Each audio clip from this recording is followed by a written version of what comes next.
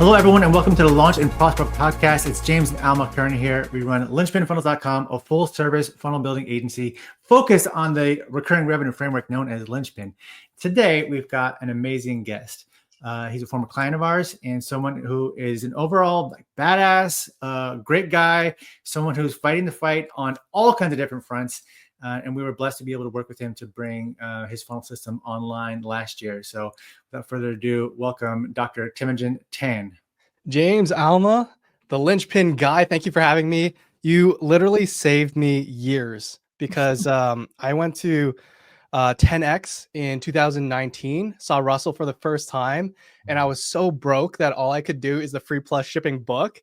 And I've been trying to make it work for so long, got sidetracked, and all that to say, I literally went back to that first week after that 10X conference talking to Russell, and you made everything kind of go live from that point on. So I'm really excited to share what I know from a medical standpoint, survival standpoint, military standpoint, and have a system now, which makes all the difference.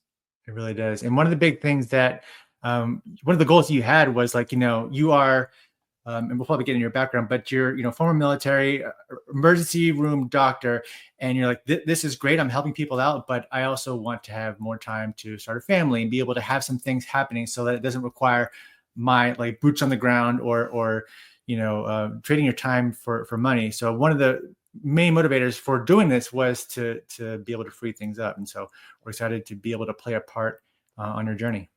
Thank you. Yeah, I think a lot of people, a lot of listeners, and a lot of business owners, and definitely a lot of doctors feel trapped in that 9 to 5, and it's soul crushing sometimes. You love what you do until you don't, and it just puts a strain on the family, puts a strain on who you want to be as a person too, because sometimes rules, admin constraints, that's all things that aren't necessarily under your control.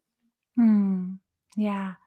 I don't want to forget this. I want to add a fun fact about Teimojin. He's also the History Channel survivalist, right?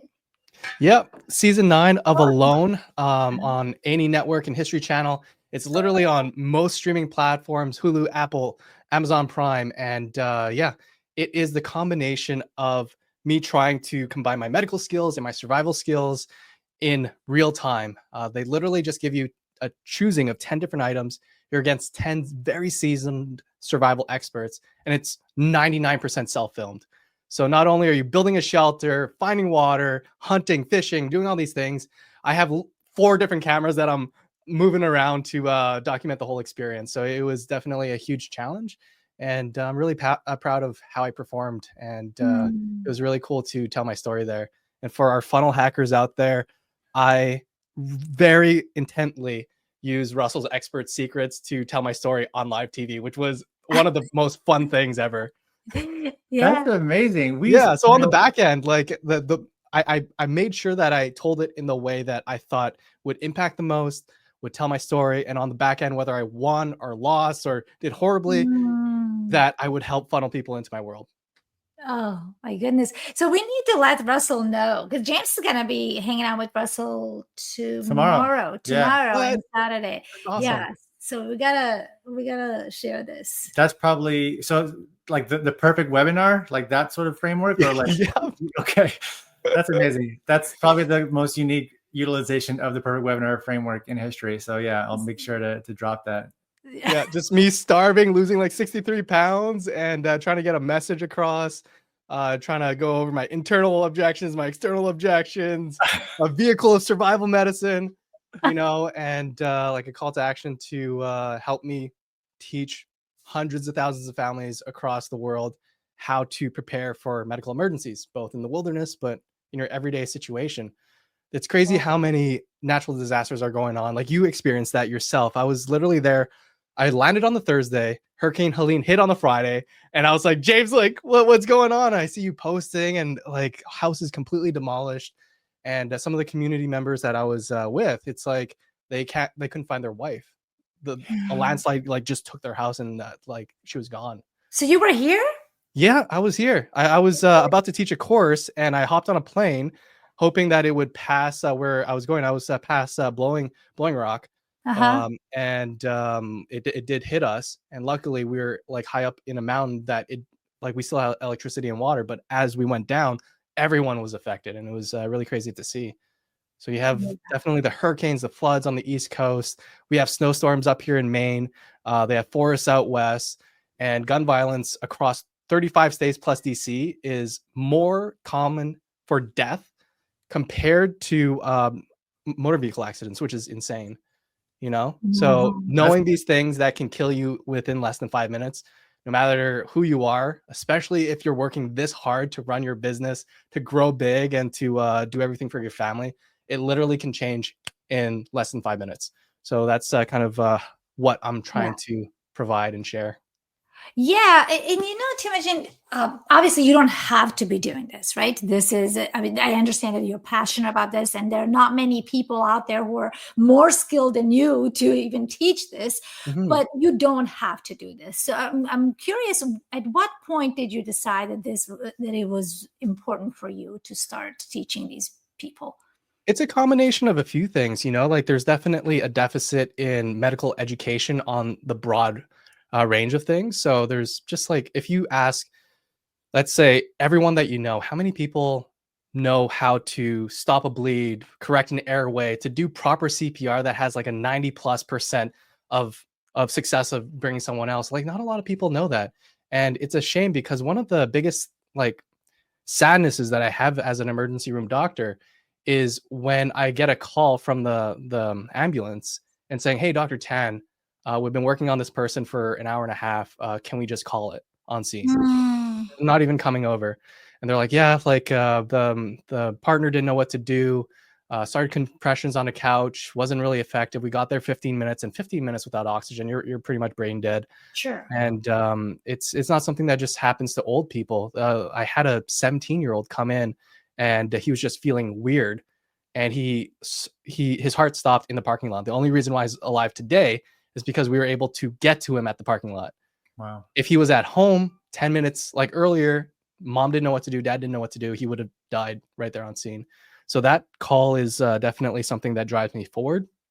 And on the flip side, when I joined medicine, or joined the concept of being a healer, a healthcare provider, way back when I was like 18, just the idea of it, it was in a very, I would say, genuine circumstance. I was working in East Africa for nonprofits, learned basic medical skills in sub-Saharan Africa, doing like blood draws and checking for malaria on a population that's like 33% HIV positive. So that's where I learned my first medical interaction.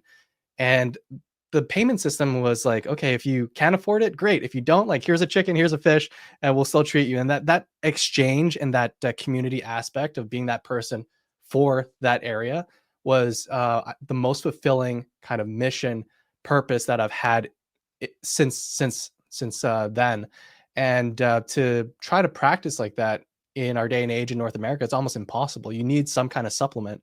You can work with Doctors Without Borders. You can do all these things. You can volunteer. But at the end of the day, when you graduate with 6 figures of debt from med school in the US, there's no way you can do that plus have your own family goals. So there definitely needs to be something on the side.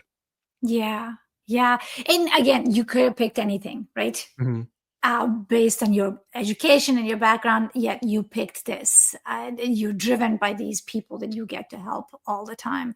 And I'm curious, going back a little bit even further, what did you have an event in your family? Did you have something, whatever you're willing to share? What actually drove you to do this? Because I always think of doctors, there's something in your heart. There's an event that happens in your life that actually says, you know what, I am willing to take on the 6 figures of school debt. I am willing to work however many hours. I mean, we've worked with you, and we knew your schedule the entire time, and we are actually also working with another doctor right now, and we understand the hardship and the length of time that it takes, and the conversations that you have to have that most of us never have to have with other people. But what drove you to do this work? Yeah, so I think it all started, I was a third year resident. And for those of you who are unfamiliar with it, for medical training, you have your 4 years of medical school, then residency, 3 to 5 years. So I was on my last year of residency, and we were in the pediatric ICU. And for some reason, like peds is not supposed to be a very intensive rotation. And for some reason, they were working us 36 hours every other day. And you were just like strung so thin, you were delirious at hour 36. And I remember coming back home, like drinking coffee. I don't drink coffee, so when I do drink just a little bit, I get like zooted, you know. So I'm caffeinated, music on blast, windows down, driving down 15 minutes away from my house, and I was just like out like that, like completely black, didn't know like what happened. And the only reason why I woke up is because I hit the guardrails and sparks were literally flying into my car, and sparks hitting my face. That's what woke me up. Wow. And when I got home, luckily in one piece, I was so tired I didn't make it to my bedroom. I collapsed on my futon, which was on the floor because I was a broke medical student. And when I woke up, the only thought that I had was like, okay, should I check, like, am I okay? Do I have a concussion? Do I have whiplash injury or whatever? It's like I went to check my car to make sure I could drive it to my next shift because it was coming up.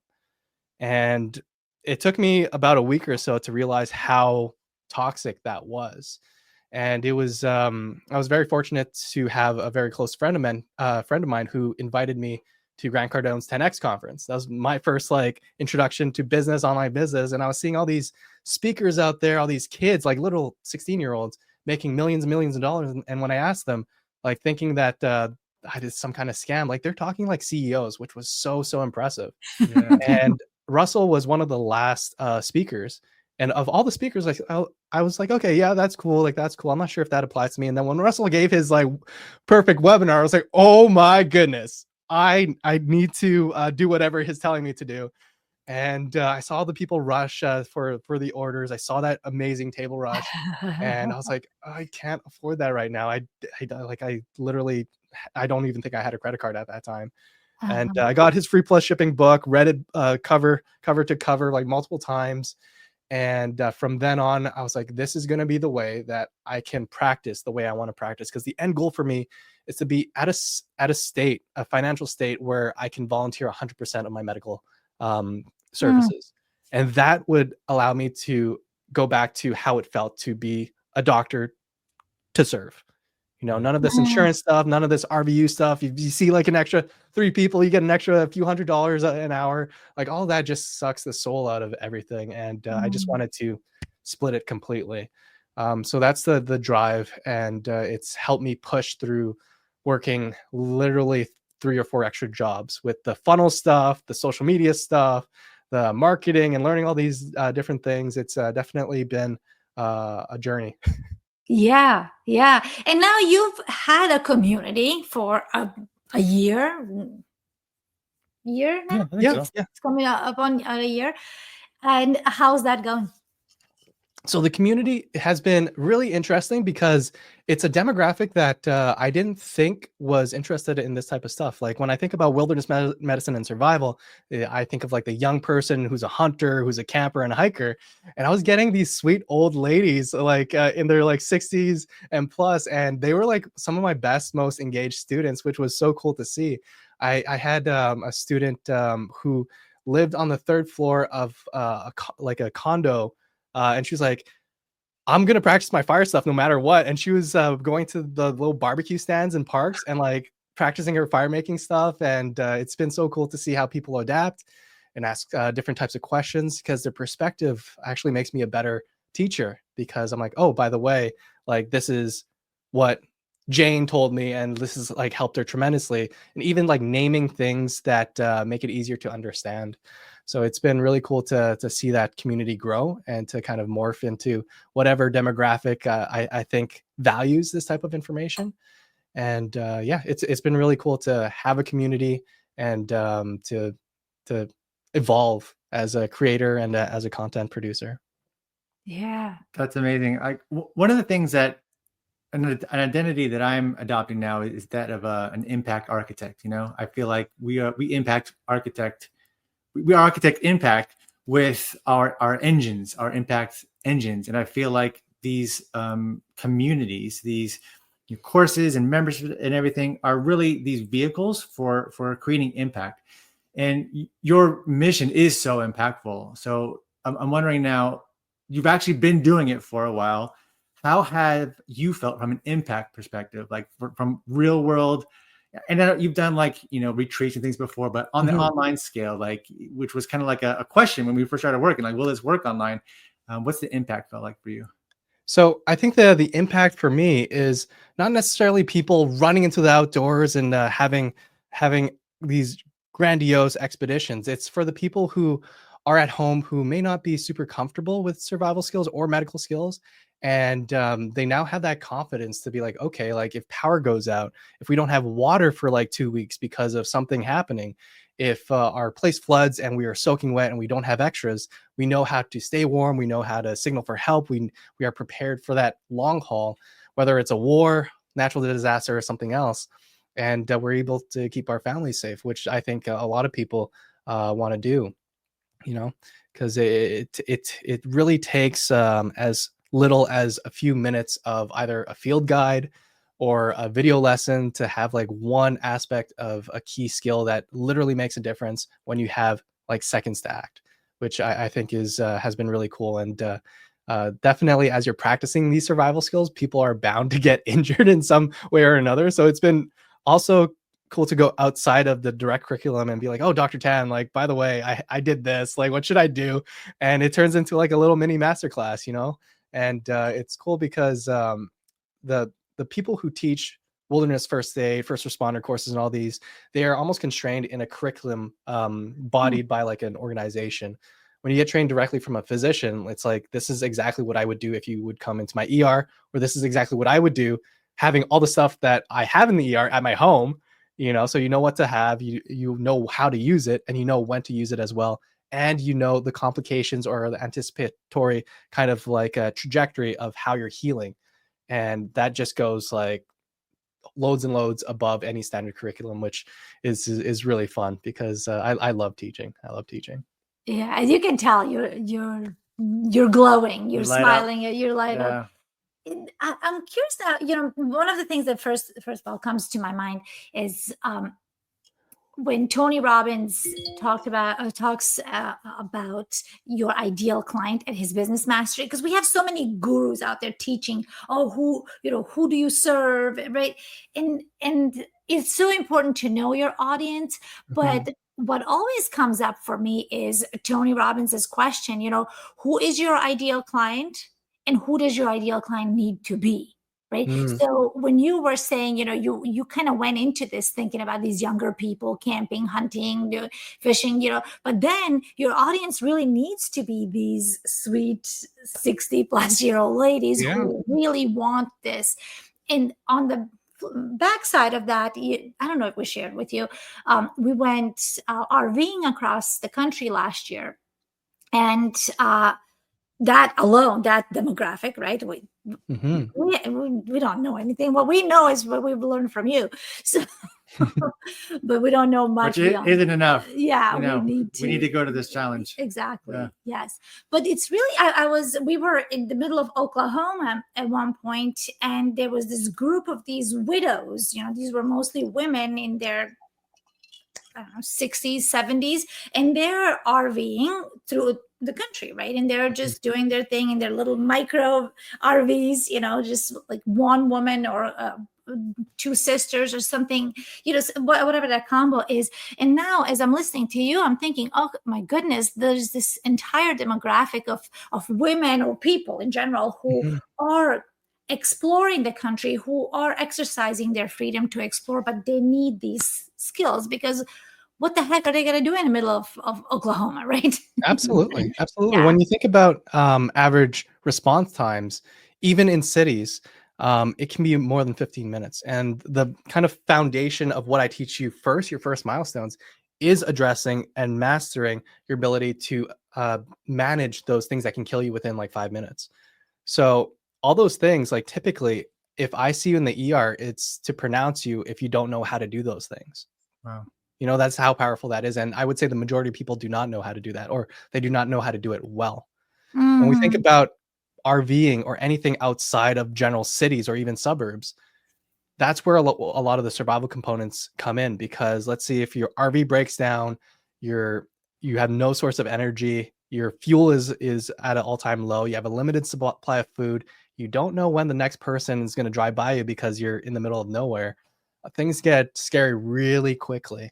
And it's not just the skills and the knowledge. It's also the spirit and mentality and the resilience that is incorporated with people who've been through long-term survival situations. And that's something that I really pride from our program, is because the psychology of survival and responding to these really, really stressful events is something that's almost like the base foundation for everything else. You know, there's definitely different coping strategies you can use for the first like 24 hours, 72 hours, and then beyond 2 weeks, you know, for people who really want to push themselves. But a lot of those psychological strategies is something that I think, out of everything else, is something that can be used in your everyday life. Like when I was on alone for the first time, when I had like a 14-day streak of not eating, you know, this was and my I never hunted before. Like that was my biggest like Achilles heel. Like you go onto this thing, everyone's a hunter. They can shoot a dime from like 20 yards. I'm there at like 10 to 14, like shooting like big bottles. I'm like, that's going to be okay. Right. And my plan was to focus on fishing. And I caught, I think like 3 or 4 like small 12-inch fish. And by day 5, the water dropped like a foot and a half because of the cold, and there was no fish. And we can only fly fish. You can do nets, you can do baits or anything like that. You can put cages in there. And I was like, what am I going to do now? Like I went to all the fishing spots, couldn't get another bite, when on day 1, 2, 3, every single cast was like a bite and strike. And I had to learn how to hunt while I was there. And it was such a process, because like I've target shot for 7 years at that point. But when you have an animal with a different behavior, a different schedule for eating, different like migrations, and you're going there through the woods with 2 cameras, bush bashing, making a bunch of noise. And the first time I saw like a grouse, which looks like basically a chicken, I felt like it was Lord of the Rings, because I was going through so many arrows and shooting, missing, grabbing it as I was going and running and shooting. Finally got it up on a tree, shot it, pinned it to the tree, and then I had to climb like 20 feet up to get it. And it was still alive, so I had to bonk it on the head and then bring it down. And and it was such a long experience. And it's crazy to think that if you didn't have a mentality, and you didn't have a way to calm yourself, to reassure yourself, to be kind to yourself, and to kind of settle your mind when you're sleeping, when there are 1,000-pound bears that could literally rip you from your shelter that may or may not be complete by the end of a week. You know, it's definitely a combination of things that I use on a regular basis when I'm feeling really rough. But in those really stressful situations, like I threw everything on the wall. Every single strategy that I've learned as a primary care doctor, but also a practitioner that works very closely with psychiatrists and psychologists and behavioral therapists. Like everything that I was ever taught, I just did all that from like day 14 onwards, just to be in tune with things. And it was something that I implemented now to my membership in my course. Yeah, and you don't have to be as adventure driven as Dr. Teimojin, right? You don't have to be out there, and it doesn't really matter if you're as adventurous as you, or if you're just traveling, RVing across the country, or if you need to learn those skills because you live alone and you don't really know how to take care of yourself, and the ambulance is 15 minutes away. Right? It really doesn't matter where you are in your life. This is essential for all of us. Absolutely. It's my personal belief that every person, especially if you have a family, if you have people who depend on you, you need to know these skills. You know, accidents definitely happen all the time, whether it's going to the grocery store, whether it's going on a little hike, a little camping trip, but it definitely can happen at work. And my biggest fear is having a family member have an accident with me not there. You know, so a big incentive and a big push for us is at Survival Doctors, we are training families as a whole unit. So we don't charge for partners to join, or for teenagers or children who want to learn as well. You get your own account, you go through the training yourself, and you get some one-on-one feedback as well. Yeah. Wow. impressive. Seriously, what you have created is so impressive, and it looks beautiful, and it's easy to follow because you have this wonderful characteristic where you don't talk at people, right? And it's so challenging for many of us when we're talking to a doctor. It's like, okay, they're gonna use the the lingo, the industry lingo, but you don't do that. You really speak to all of us so we can actually understand it, and that translates in all of your copy and your program. So I'm really excited for this. So tell us about this challenge that's coming up. Yeah, so this challenge is basically everything that I know, everything that I've learned as an Army soldier, everything that I know as an ER doctor, and everything I know from the Tactical Combat Casualty Care Guidelines, which is the U.S. military's guidelines to stop a bleed. So these are 5 days jam-packed of information. We have hundreds of dollars of giveaways. We have full bleeding kits like this. What? We have our massive hemorrhage guide that is available as well. All freebies for just participating. And there's also options to have some one-on-one time with me as well. And it's going to be super, super fun. This is literally, people pay hundreds of dollars just to take a course like this. And I want to give it away for free because this is one of 7 of these life-changing skills that I think every family needs to know. So if you want a little taste of what we do at Survival Doctors, this is like step 1. So if you want to do all the way to step 7, we're welcoming you to our community, our family, and this is all for free.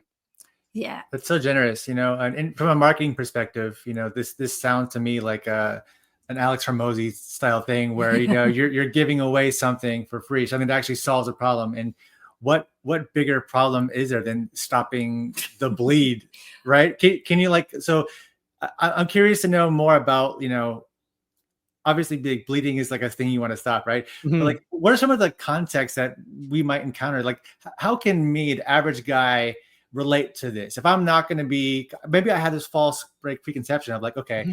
I don't carry an axe with me, so probably not going to do that. I don't go hunting. Pretty much pedestrian, not doing too many extreme things. How does this relate to me? Why should I care about this? Well, James, you have a motorcycle, don't you? I do for sure. Yes. So my buddy, the owner of Tremoto, they do first aid kits and trauma kits just like this. But one of his clients was riding regular kind of riding out in the UK. He was riding a little close to a truck and he got sucked under it. Rolled over him. His arm got twisted like 370 degrees. Almost ripped off, dangling by a string. He had a brachial artery bleed. And the only reason why that guy's alive is because he knew how to put on a tourniquet. And by the time EMS got there, they're like, oh, there's we'll do this, but like the thing that we needed to do is already done.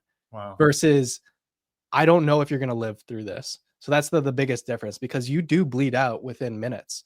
If it's an arterial bleed, you do bleed out really quick. And one statistic that I do want to throw out there, because this is something that is mind-boggling to me, 35 states in the USA, including DC, gun violent deaths is more common than motor vehicle accidents. Everywhere else, motor vehicle accidents takes lives way more than anything else. But those gun violence in 35 states, I'm not sure if you're part of those 35 states or if any of your viewers are, but if you're caught off guard and you're a bystander and you get shot or something like that, that's a huge deal, especially if it's in a place that may not be amenable to a tourniquet. So you need to know how to act really, really quickly. And you need to know what you carry on you, because whether it's a kit like this that goes in your car or something very micro that you keep on your person, I personally keep something on that I can address both types of bleeds. And that's what we teach on these 5 days. We go from different kind of components, giving you all the baseline evaluation skills and also the technical skills. We do a skill check at the end as well. And it's wow. all the things that you need to do in the field so you don't die before the ambulance gets to you. So whether it is on the outdoor aspect or a civilian aspect, or even if you do something not advisable at your home, like I literally drilled through my finger the other day, and just some smaller things, knowing when to do things for smaller bleeds versus massive bleeds. It's all really good information, and I think it's one big topic that freak a lot of people out, especially who aren't exposed to bleeding that doesn't stop. Because that's the Yeah. big scare. My wife was freaking out, and I was just like, just look that way. But it's honestly, I'm thinking here because I'm always thinking about all the people that can benefit from this, And as I'm listening to you here, I remember when we were brand new parents. I think Ella was maybe like a month I old had or the same two. story. You did? Yeah. So I was clipping her nails and I Mm. got the tip of her finger, and I am sleep deprived. I mean, we both are, right? We don't know what the heck we're doing. We're barely surviving, right? Mhm. And then her finger would not stop bleeding. It just kept bleeding and bleeding. And uh and I think about, if I had access, or if we had access to your course, if we had access to your challenge at that time, um, that would have given us so much more comfort, right? To be, I Mhm. mean, ahead of time, because we wouldn't be sitting in the emergency room for 3 hours, right? We wouldn't, And we 3 would, hours is generous. If it's like a it- not a it- life-threatening thing, it's generous. Like a lot of people are waiting 3 hours to 6 hours to plus. If you're in Canada, like 10 hours plus. yeah, So maybe it is because we it's had a nice. brand new baby, or maybe that kind of stuff takes precedence. I don't know, but Mhm. yeah.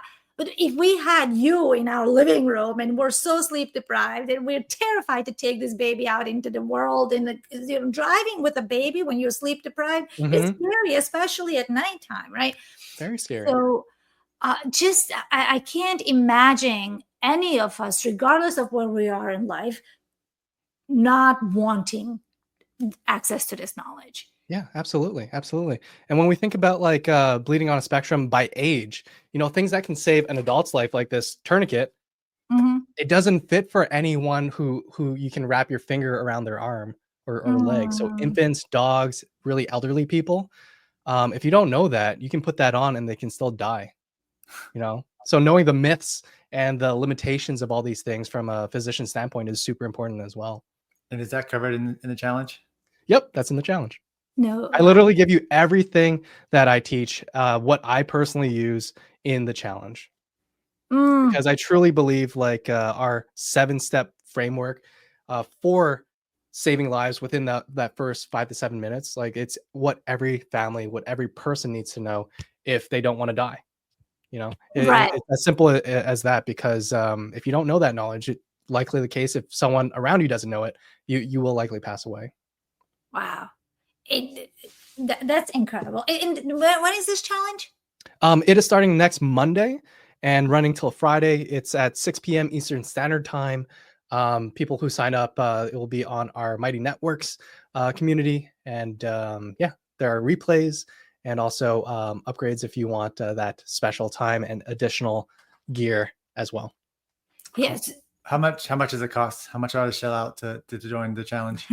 So again, the challenge is free, so you get the full 5 days for free. If you want some 1 hour times 5 days Q&A sessions, anything you want to ask, in addition to our field guides, you get our library, which is $500. You get everything I've produced in the last year, all our field guides, which we update every single year. So you also get the updates every single year, which is amazing, because my biggest um, grudge around anyone who publishes medical guidelines is the moment it's published, it's likely outdated by the time you receive it.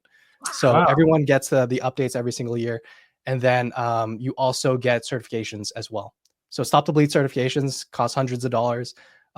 If you kind of do that upgrade, you also get a chance to submit videos. I make sure that you're doing it properly. You get your Wow. certification. This is ridiculous. That is Yeah. crazy. And you get a amount. chance to win like really cool stuff. Like this kit itself is like $170 without tax. Wow. So we're gonna have some giveaways too. I'm only opening this up to my social media, so the Mhm. pool of people coming, like you have a really good chance of winning. Wow. So we're definitely going to be there. Yep. I'm really excited. I can't wait Awesome. for this challenge, because honestly, we love to go places. We're always, and I think I shared with you a while ago, we love to go hiking. We love to travel. We love to go everywhere. And like tomorrow, James is going to be in Salt Lake City, hanging out with Russell. And then Ella and I are doing this mother-daughter weekend getaway at a camp here. So I don't know these things. I don't have these skills, you know, and you have a handful of counselors, camp counselors. I don't know how much knowledge they have, right? So, Yeah. Or material. Do they have the tourniquet thing? I don't know. Exactly. And So literally, if you join our community, we will give you exactly what you need to turn your first aid kit into something that can actually save lives, not just a boo-boo kit. So you put it in your first aid kit, whatever you have. You can literally have anything like this. You add this, and you're good to go. Yeah, you know? Amazing. And seriously, I really want to drive this home, and I'm gonna bug everybody about this because, you know, we're just in time for summer, right? Summer travels, water, you know, outings, summer camps, right? All kinds of critters, ticks, as I think I shared with you, how much I'm terrified of ticks, you know, so all kinds of different things, snake bites, right? So, beyond the challenge, and I understand we're talking about a challenge, but beyond the challenge, the importance of knowing this information. This is crazy how it's already on our community page. So like if you join our membership, like it's already there. So we do that plus our field guide. So you have all that, plus we have a private app as well. So if you want it on your phone, you can literally go on your app, and if you want it outside of like Wi-Fi or satellite, you can download the field guides into your phone and then take it with you. Incredible. Well, we're going to make sure that everybody's aware of this. We're going to make sure that everybody, all of our, everybody who gets an email from us that is aware of this valuable challenge coming up, and then whatever comes beyond for them, whatever that looks like for them. Thank you so much. Seriously, you are such a blessing to all of us, and we're so grateful to know you. We're so grateful to have worked with you, to be your friends, to have met you in person, and for your wisdom and your knowledge. And we're so excited to see what you create. Likewise.